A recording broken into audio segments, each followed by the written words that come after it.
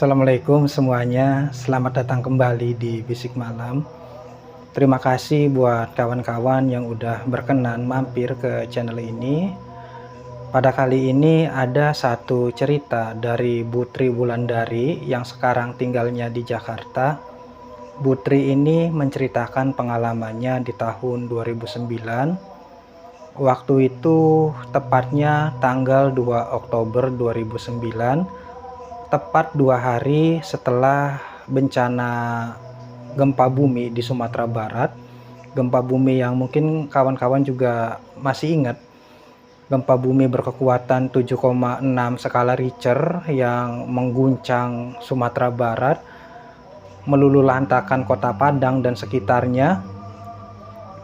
Disusul dengan gempa bumi susulan di hari berikutnya, hari Kamis tanggal 1 Oktober. Nah, bandara sendiri waktu itu sempat ditutup dengan alasan keselamatan, cuman tanggal 1 Oktober bandara itu dibuka lagi. Nah, sehari setelah bandara dibuka, Butri udah ada di kota Padang, bukan sebagai seorang relawan, tapi sebagai seorang jurnalis lepas. Nah, tugas dari seorang jurnalis ini bukan cuma ngeliput berita, tapi juga berburu foto. Semakin eksklusif foto yang didapat dan semakin langka foto itu, maka nilai jualnya juga ya makin tinggi ke media. Makanya Butri itu semenjak datang di kota Padang langsung menuju ke beberapa titik bencana. Di situ foto-foto dari mulai gedung yang runtuh, kendaraan-kendaraan yang tertimpa puing-puing. Sempet juga foto ada seorang anak kecil yang terus-terusan manggil ibunya sambil nangis, sementara ibunya masih tertimpa puing-puing bangunan, belum bisa dievakuasi. Jadi ya pemandangan kayak gini tuh sebenarnya bikin pilu, bikin menyayat hati lah. Cuman ya gimana lagi, Butri sendiri kan di situ tugas ya, bukannya gimana gitu. Nah, dari semua foto-foto itu ada satu foto yang menurut Butri nih belum berhasil dia dapatkan. Jadi Butri nyari foto korban yang baru berhasil dievakuasi. Ya, korbannya itu ya betul-betul yang baru berhasil dievakuasi, entah dalam kondisi hidup ataupun sudah meninggal. Nah, biasanya foto ini punya nilai berita yang tinggi, jadi nanti harga jualnya tuh tinggi. Makanya Butri ya nyari foto ini. Waktu itu udah malam, udah sekitar jam 7 malam. Butri masih ada di lokasi evakuasi. Suara mesin-mesin berat ya ngangkatin beton gitu kan, ngar-ngar petugas medis, para relawan udah standby. Semuanya terdiam berharap ya masih ada orang yang bisa ditolong, masih ada yang selamat gitu. Sampai akhirnya ada salah satu orang yang teriak, korban ditemukan katanya, korban ditemukan. Nah, jadi kan buru-buru relawan tuh ya lari ke arah orang yang teriak itu. Tim medis juga siap-siap langsung menuju ke situ, termasuk Butri. Butri tuh ngambil kameranya, langsung dikalungin ke leher. Butri lari ke lokasi. Nah, sesampainya di situ, begitu tembok beton diangkat sama alat berat, kan keangkat ke atas, badan Butri itu langsung merinding, terdiam di situ, membeku. Jadi Butri ngelihat ada puluhan orang yang terbaring di situ dengan kondisi ya udah nggak bergerak lagi. Wajah mereka itu udah ketutupan debu.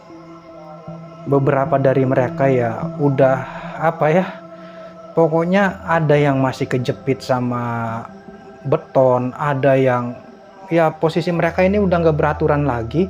Di situ dengan tangan gemetar, Butri ini ya mulai ngambil foto, cekrak.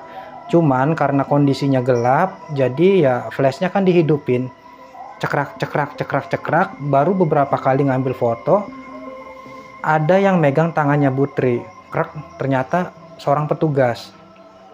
Petugas ini bilang, ini jangan dipoto, mbaknya ini nggak punya empati katanya. Loh Pak, saya itu kan cuma menjalankan tugas sebagai seorang jurnalis, kata Butri. Enggak, ini nggak boleh difoto mbak, ini ya nggak pantas buat difoto, ini bukan sesuatu yang harus dipublikasikan, kata si petugas gitu. Akhirnya ya Putri pun diusir dari lokasi. Ya Putri ya nggak bisa apa-apa kan, ya namanya dia rakyat gitu ngelawan aparat kan ya nggak bisa. Jadi ya Putri ya nurut. Putri pun pindah ke pinggir jalan, dia terduduk di situ sambil mikir mau nyari berita kemana lagi nih ya, nyari berita kemana lagi, sampai Putri tuh ya kepikiran buat ke Pariaman. Jadi kota Pariaman ini kota yang paling dekat dengan lokasi gempa bumi. Jadi ya yang paling dekat ini Pariaman. Dengar-dengar katanya di situ jauh lebih parah. Akhirnya kan Putri nyari tumpangan ya. Kebetulan ada relawan yang mau ke lokasi itu. Jadi ya Putri ini numpang nebeng lah. Ya sama relawannya pun ya setuju, ya udah kalau kayak gitu ayo ikut nggak apa-apa. Nah Putri ini numpang duduk di kursi paling belakang mobil minibus. Mobil itu pun jalan menuju ke Pariaman. Nah Putri ini ya di sampingnya bapak-bapak, cuman dari tadi kayaknya dia kecapean atau gimana, jadi cuman tidur aja, kepalanya tuh nyender ke jendela. Nah sementara Putri kan duduk ya nggak ngapa-ngapain, dia ngecek hasil foto sewaktu di Kota Padang itu. Nah Putri ngecek terus ya dilihatin satu-satu sampai foto terakhir di reruntuhan tadi itu ada yang aneh. Jadi Putri ngelihat ada satu mayat perempuan, kondisinya itu mulutnya menganga karena memang robek mulutnya, kondisinya menganga. Nah pas Putri mencet tombol next, ternyata masih foto mayat yang sama, cuman kondisinya dari sudut pandang yang lebih dekat lagi.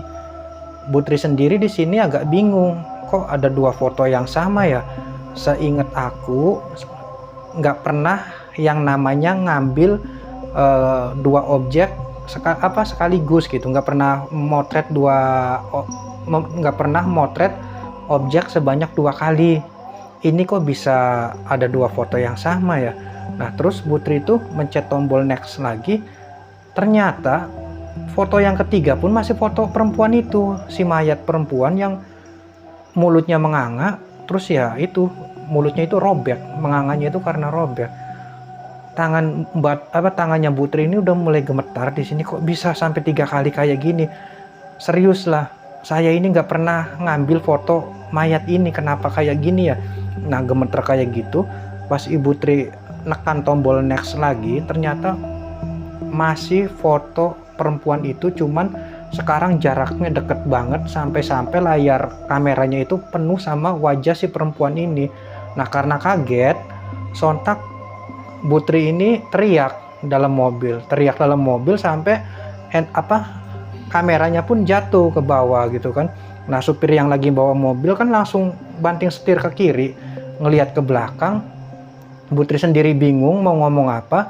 Akhirnya Putri itu alasan kalau dia itu ya mimpi buruk, tadi ketiduran terus ya ternyata mimpi, dia teriak kayak gitu. Oh ya relawan yang lain pun kayaknya maklum karena habis ngelihat bencana alam yang begitu dahsyatnya kan, ya siapa aja pasti trauma gitu kan. Jadi ya udah nggak ada yang curiga, lanjut lagi. Putri yang ngambil kameranya nggak berani ngelihat layar, langsung dimatiin kamera itu, dikalungin ke lehernya Putri lagi, dikalungin di lehernya Putri lagi, terus sampai akhirnya mereka pun sampai ke Pariaman. Begitu turun di Pariaman itu kan jam 12:30 pagi kalau nggak salah. Di situ gelap gulita, gedung-gedung itu udah rata sama tanah. Ini lebih parah dari yang ada di Padang katanya. Kalau di Padang ya memang parah juga, cuman di Padang kan masih banyak orang lalu lalang gitu, banyak tim medis, banyak ya mundar-mandir. Sementara di Pariaman sepi, bener-bener sepi, bangunan itu runtuh rata sama tanah. Nah di situ mereka keluar pun ya tim relawan itu ya tadinya juga kaget, cuman bisa melongo aja, sampai akhirnya ya udah ayo kita cari korban, kata salah satu relawan itu kan. Nah mereka nanya ke Ibu Tri, nah Mbak sendiri sekarang mau kemana? Ya Putri kan nggak tahu, karena memang nggak tahu ya geleng-geleng, saya nggak tahu mau kemana. Ya udah kalau mau ikut kami nggak apa-apa, mau ikut atau gimana? Ya saya ikut aja. Kalau mau ikut kami syaratnya satu, jangan potret katanya, sekalipun jangan ada foto sekalipun. Ya Putri pun ngangguk akhirnya. Ya udah, akhirnya Putri tuh ikut rombongan relawan ini, teriak-teriak nyari korban, mana tahu masih ada yang selamat gitu kan. Terus sampai akhirnya ada satu kejadian aneh. Jadi kameranya Putri kan dari tadi dikalungin di leher ya. Ini flashnya nyala sendiri, cekrak kayak gitu, cekrak cekrak sebanyak 3 kali. Nah relawannya kan yang di depan jadinya ya kesel, udah dikasih tahu jangan difoto malah difoto kan. Jadi relawannya ya pada ngelihat ke arahnya Putri sama muka kesel. Nah cuman Putri langsung angkat tangan ngasih kode kalau saya tuh nggak ada megang kamera, ini bukan saya loh, kata Putri tuh kayak gitu, seolah-olah ngasih isyarat gitu. Nah pas banget kameranya tuh yang nggak dipegang sama Putri, flashnya ini nyala sendiri, cekrak cekrak cekrak cekrak. Sekarang itu lebih sering, lebih banyak cekrak cekrak cekrak. Nah para relawan pun ya saling berpandangan, kok bisa kayak gitu ya, mungkin ya HP-nya apa kameranya rusak kali. Jadi ya ada yang ngomong udah dicabut aja itu baterainya. Nah Putri pun nurut, akhirnya ya baterai dari kamera ini dicabut. Barulah kamera ini bener-bener mati setelah baterainya dicabut. Nah setelah itu selanjutnya ya Putri ikut sama relawan ini sampai, singkat cerita aja, 3 hari kemudian Putri itu udah balik ke Jakarta di apartemennya yang ada di Jakarta. Nah di situ Putri kan ya mau ngecek hasil kamera dia, hasil foto dia sewaktu di Sumatera Barat. Meskipun sebenarnya ya agak-agak perlu mental juga buat ngecek lagi, cuman ya itu tadi rasa penasaran kadang itu ya mengalahkan rasa takut. Akhirnya Putri ya nyambungin kameranya ke laptop, mulai dicek satu-satu, serak, ternyata foto 4 mayat itu masih ada. Foto 4 mayat yang didapat Putri, yang menurut Putri itu dia sendiri nggak pernah ngambil foto itu di wilayah Padang.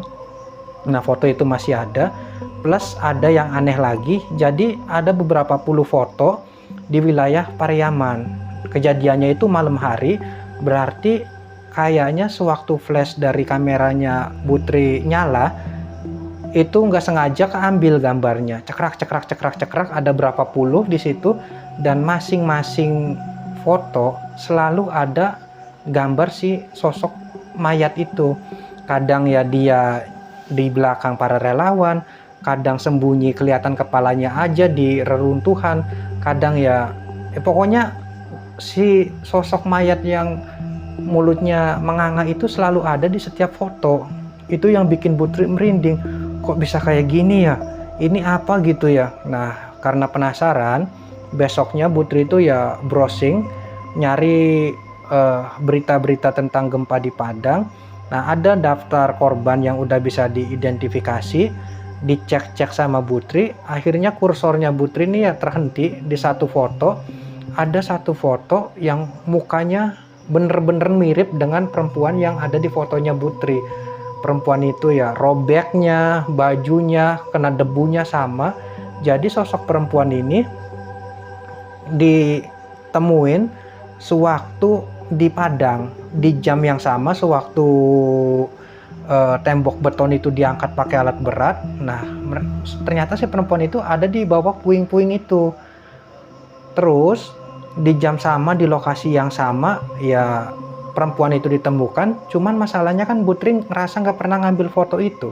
Nah sejak saat itu ya Putri tuh ngerasa kalau ini sebenarnya ya foto dari seseorang yang ngasih tahu kalau dia itu pernah ada dan terus pengen selalu dikenang.